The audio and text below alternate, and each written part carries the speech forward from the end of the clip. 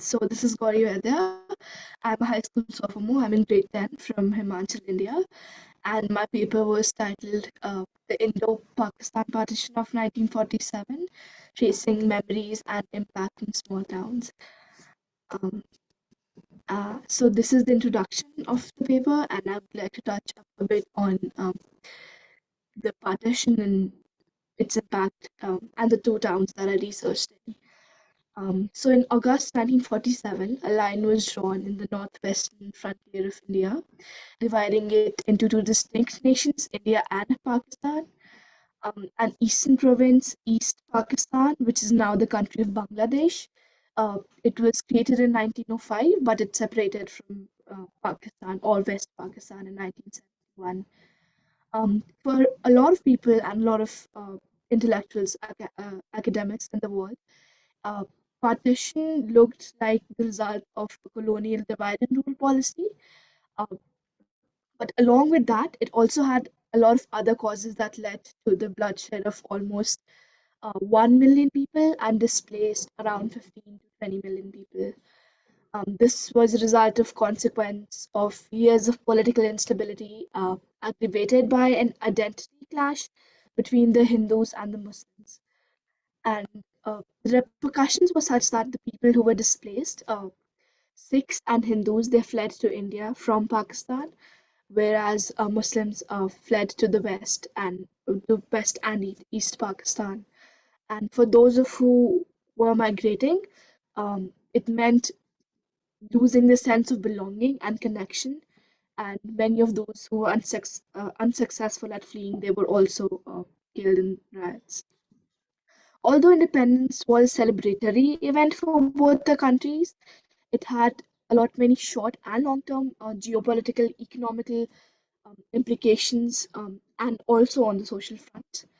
And on the larger scope, Punjab and West Bengal, these two, sorry about that, these two states, they saw most of the impact of partition because they were the ones near the borders. But the effects they and the drastic changes they can also be seen in the pre and the post-colonial society in the smallest of towns in India, even those that were not necessarily lying near the borders.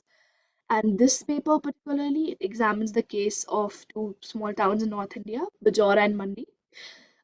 At the foothills of the Indian Himalayas, they had a fairly small population in the 1940s, and moreover, they were largely homogeneous, and Hindus were the majority, and Muslims and Dalits being the identifiable minorities. So previous research, it mostly talks about the large-scale consequences of the event and also misses out on the emotional content uh, related to this event. And oftentimes, this research has been quantitative in aspects, and it never aimed to define what sort of future developmental policies could be impacted by looking at the impacts that the partition had on people and communities. It also misses out on identity and belonging, which I believe are two of the major drivers, and how they shaped or could shape the experiences of the people, especially in small towns and rural regions. Um, to affect the to explore the effects of the Indo-Pak partition, I carried out personal interviews with people who either remembered the events directly or were told by older relatives. Interviews, they are an effective way of conducting qualitative research as they allow us to understand and explain the experiences of the research subjects better, and also explore the nuances of the research topic. This method of oral history also has advantages in uncovering the emotional content associated with traumatic events, and they probably provide a more accurate description and version of the events, as the interviewees, they either themselves have experienced it or they carried it down as a legacy. For this project, 6 personal interviews were conducted across the two towns, including people from all the different social groups for an equitable and inclusive representation and research. Though interviews are a great method to to do qualitative research for such circumstances, but it also has certain limitations because memory it at times can be doubtful because how a person's childhood turned out, or conflating of personal memory with something that was recounted by a third party, and selective nostalgia. These are a few of the limitations of interview based research, but for the responses for this research, all of the interviewees they had quite similar responses except for the experiences that were peculiar to them. This was, I think, also because the interviews were conducted in two very similar regions with very similar demographics. In Mandi and Majora, Muslims, being the minority, they were the ones to migrate, and many were also killed. Gangiram, who was 12 at the time of the partition, who belonged from the Dalit community, and Benuram as well, and Ashok Vaidya, who was 2 at the time of the partition, who belonged to Hindu family, recalled incidents of arson at Muslim-owned shops and other forms of communal violence. For many of the people that were fleeing, uh, this meant saving their lives, but this was also not without a lot of consequences. Benuram, Gangiram 12 recalls, they took whatever little they could and left. While leaving, there wasn't any person with tearless eyes. And so, migration under traumatic circumstances, it isn't easy to comprehend. Because leaving behind the safety of your hometown and what is familiar to you, especially the people that you're attached to and that you know and love, it comes with a lot of difficulty. Uh, Settling in a new place, escaping violence before that, and all there's always this sort of question of will you be accepted, will you not be accepted, will people really look at you as their own? And for the economically sufficient groups who migrated, they could rebuild their lives, but for many who couldn't, owing to socioeconomical exclusion and oppression, they felt a lot of alienization, but this alienization was not really limited to those who were socio-economically deprived, because for everybody who migrated and for everybody impacted by the partition, they somewhere had this sort of void in their lives where this particular incident it seemed to have deprived them of a sense of belonging because obviously they they had to leave behind a lot, and for those who who were left behind, they lost a lot. Uh, Another aspect of this was that a lot of Hindus they also sheltered Muslims in their houses to protect them from the violent riots. Krishna Kapoor, who was 10 at the time of the partition, she recalls, and I quote, "My father had an assistant named Shafi Muhammad. I've grown up in his lap. Sensing danger, women and children in my family were sent to Mandi. My father remained in Bajora. He sheltered Uncle Shafi and a few others." This really shows how even in the times of distress, people were still ready to help each other, even if it meant maybe risking their own lives. And she further added, and I quote, "I still remember Uncle Shafi's smile as my mother and I got onto a truck to go to Mandi. I never really got to say goodbye. And when we went back, he and his family had already migrated. I am not able to understand what happened in the heat of the moment." End quote. For many others like Krishna Kapoor, they lost their friends, they lost their family, relatives, and loved ones, and couldn't really get proper closure. Takender Vedya, who was 9 at the time of the partition, recounted one of his encounters with the son of his high school teacher during the South Asian Federation Games of 1985. And he said, and I quote, "I was working as the Indian sports event manager, coincidentally had happened to strike a conversation with the manager of Pakistan who was from Islamabad. Surprisingly, he recalled the days he had spent in Mandi and was narrating his life story as if we were long lost brothers." This really suggests how people, they carried forward a sense of shared identity and belonging for even many, many years after the partition and perhaps their whole lives. Uh, He also said he even hugged me at farewell, end quote. The partition may have, forced people apart, but they still remain united in a sense because of the collective history and connection to their hometowns. Different ethnic and social groups they interact, as we all know, and contribute to forming what is society. And all of them, I would say, are indispensable to the well functioning of any society, whether that be politically, socially, or economically. And hence, the disengagement or withdrawal of one social group, it is bound to leave an impact on the others as well. And in the towns of Bajor and Mandi, this was widely seen after the partition, um, because after the Muslims left, a lot of the farming activities, trade activities, business activities, and livestock activities, which were the primary economical activities of the region, they had a huge impact on them, and it was a negative one for a few years. It was a major setback. And Gulzar Bharti and Ashok Vedya talked about how there was a shortage of agricultural labor that occurred in Bajora after the partition, and how new labor had to be brought in from neighboring villages. Uh, they emphasized how all the three social groups they made the same level of contribution to the society. Uh, we worked hard all day and night, and this it was this hard work that brought in most of the money to this town. This was said by Ashok Vedya, as told to him by his father, who himself was an agriculturalist. In the town of Mandi, Tarkendra Vedya was 9 at the time of the partition, recalls how there was a shortage of dairy products for a few months in the town.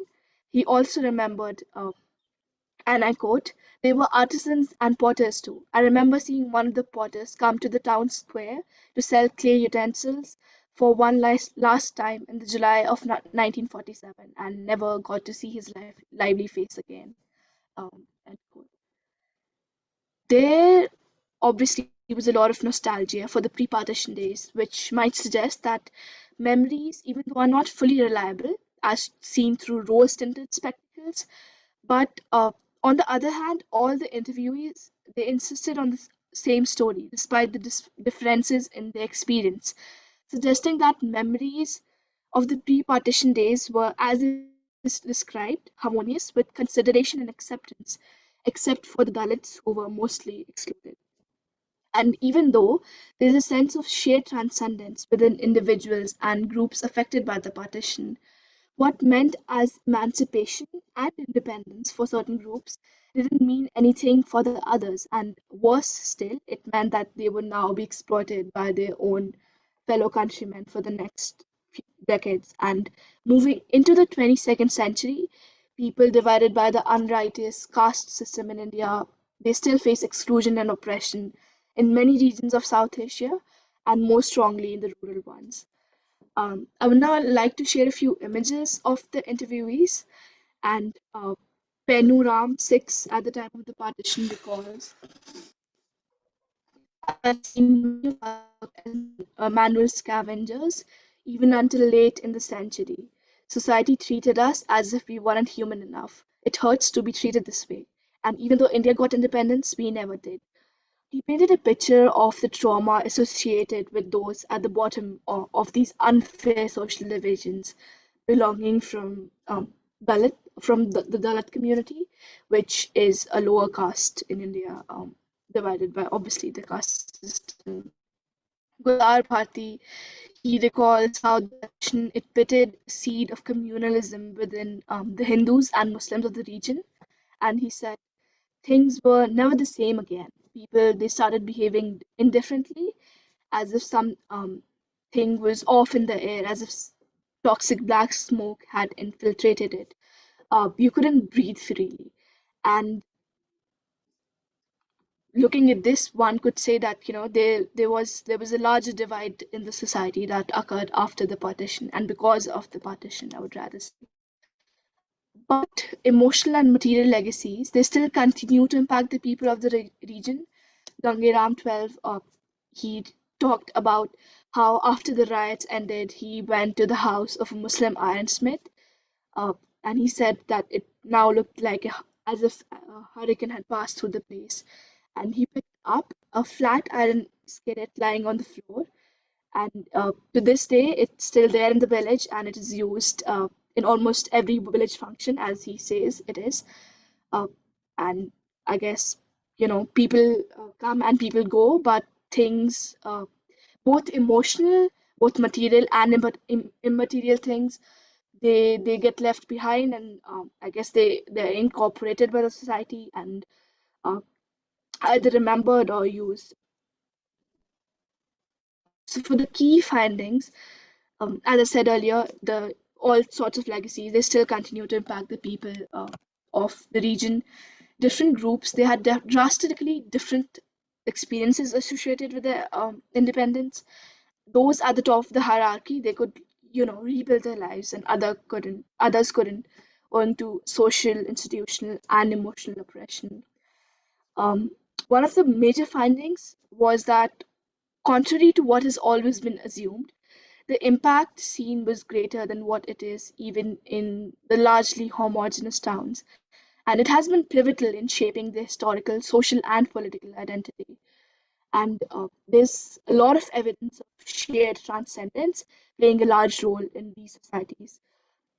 Also, belonging and culture they play a larger role than assumed in such circumstances, and they are very, very, I guess, integral to transforming the individual and the collective identities of people and societies uh, between the colonial and the post-colonial eras in this region, and in fact across South Asia as well. Um, the partition it changed the social, political, and the economic lives of both Pakistan and India, and it had a large-scale impact on the regions of Punjab and West Bengal, but also significant changes in smaller towns and villages, even those that weren't necessarily close to the borders.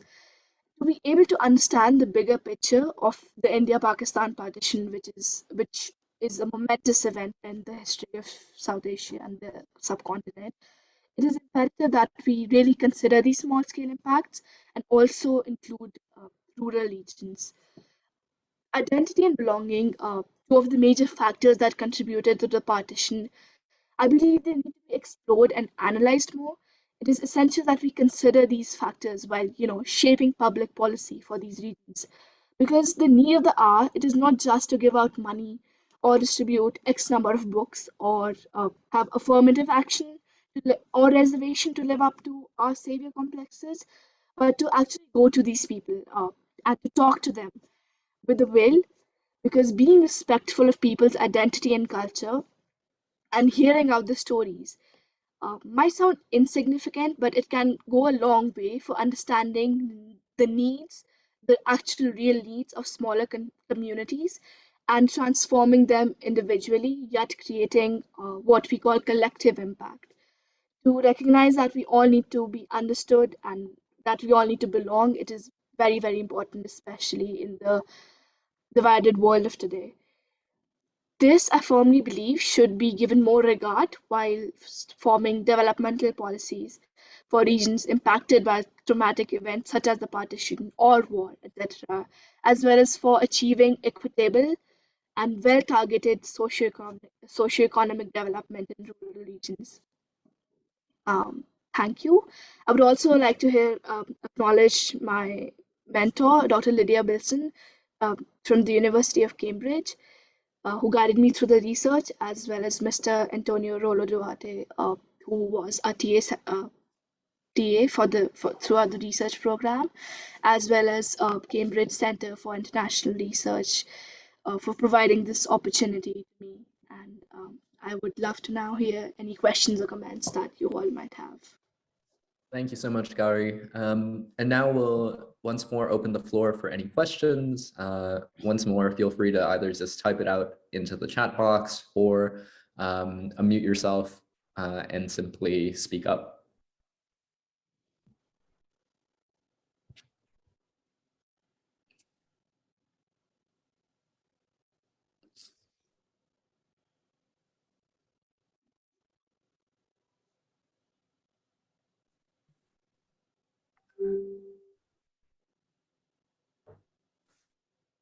Hi, Gary. Thank you for that. That was really interesting. I just had a question with regards to when you have these like large-scale historical events that affect everyone. One of the most important things and one of the most interesting things is that the event can be interpreted differently by different people depending on their perspective. Were there some interesting instances of this in your research? Did you say what were one of the most interesting incidents in my research?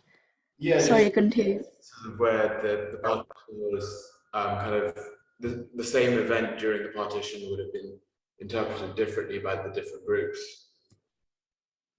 Yes. So, for example, for the Hindus specifically, because they were the majority in this region, and mostly they were the socially and economically affluent classes. Um, for after the partition, it meant that it the country would have more autonomy in relation to how it shapes its policies for the people. And so for obviously more of, I would say, the mid to high socially affluent classes, it would mean that now they would have rights. Now they would be able to rebuild their lives and have better job opportunities, better opportunities to grow in their country. But for, I would say, Dalits specifically, they have been a group that has been neglected in in the whole scheme of partition, as well as after the partition, after the independence.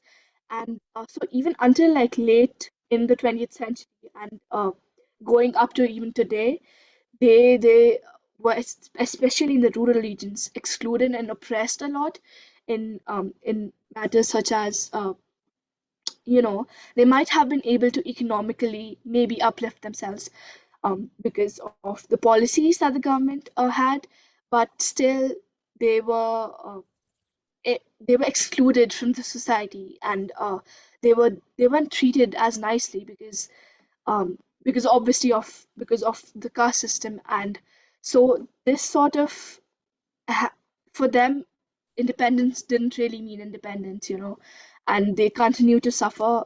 They continue to be oppressed and excluded, and more than this, when you see a country and when you see a country progressing, which India did after the partition, and after the independence, and your community is being neglected by the others around it.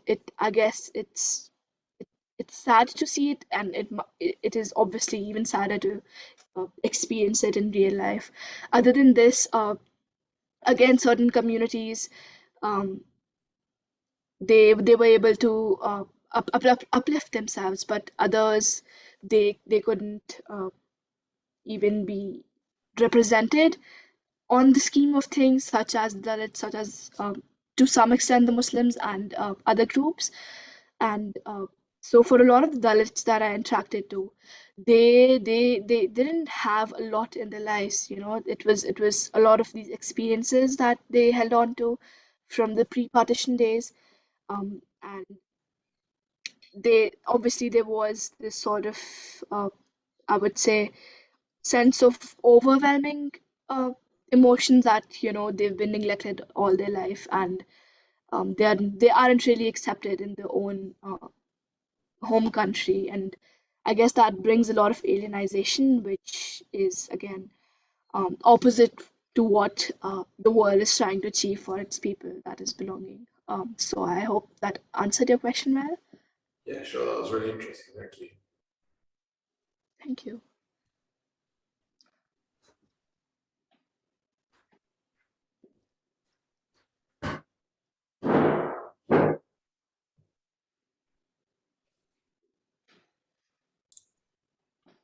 Hello, Gauri. That was a very interesting presentation. Thanks for that. Special kudos for the way you articulated and the storytelling you kept for the audience. It was very great. A couple of questions may not be very technical, but I had in mind. How did you choose the interviewers, and how difficult was it during the COVID time to do this? Yes, because of COVID, obviously, and thank you for your question. That is a very interesting one. because of COVID, obviously I couldn't interview a lot of people, so that's why it was just under 10 people that I could interview.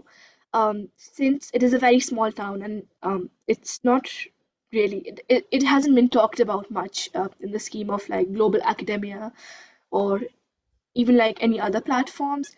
And what happens in especially I guess in India or South Asia, the communities are very well lit, and in small towns, everybody knows everybody, right? So um, it was a matter of who people that I could reach out to that I already knew, and if they would obviously, with consent, be willing to answer my questions. And so um, these interviews, they were conducted summer last year, so maybe August, September last year, around that time. And so I went to them. Obviously, it was interesting to also talk to people, because normally, you don't really talk about such heavy things when you're talking to people. It's small talk. But during these interviews, it was very interesting to see how different people had different experiences, and yet that sort of there was a sense of shared transcendence and collective transcendence. And um, it was interesting to me as well, because um, I went out, and I went out to different regions in my own village and in my own hometown, and talked to people, and talked to uh, people from the Dal community or the Muslims who identify differently than I do.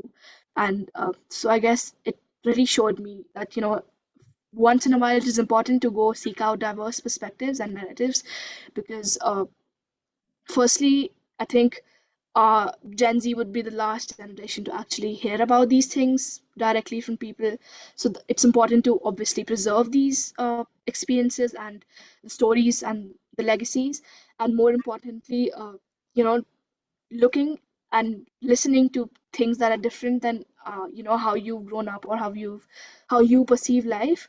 It really opens your horizons to a lot of things, which I believe is what a lot of research aims to do. So I hope I answered your question well. Yeah, thank you. Thank you.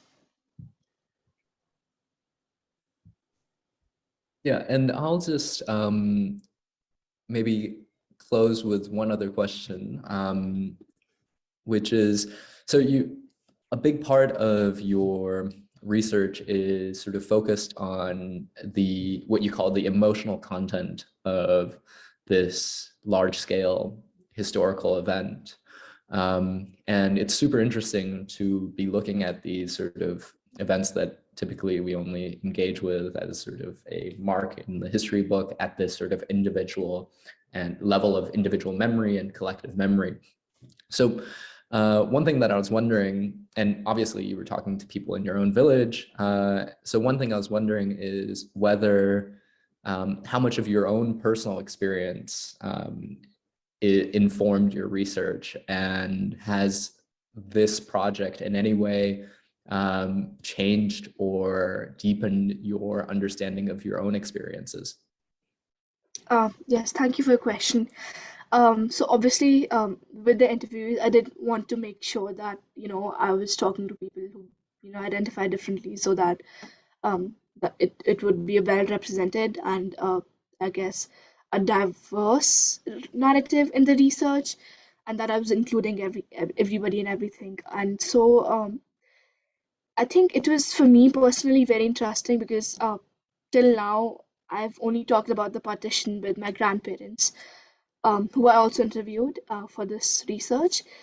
But talking to a third person who you really don't know, and I guess talking to people uh, who have had extremely like different experiences with the partition, it was interesting to see how I guess resilient people have been in my village, because especially in the minority, because it was a I guess a very impactful event. And after that, they and it was a I guess it was a region that was cut off from the rest of the world until like very recently, because it's like very rural. So those stories of, I guess, hope and belonging, and recovering from trauma, I was inspired to see that. And so oftentimes I look outwards toward the world to seek um, to seek other people's perspectives, so those from outside of my country or outside of my state. But it was interesting to look inwards and I guess find that even in the tiniest of villages, you could have a lot of, I guess, informing conversations and enlightening conversations. So.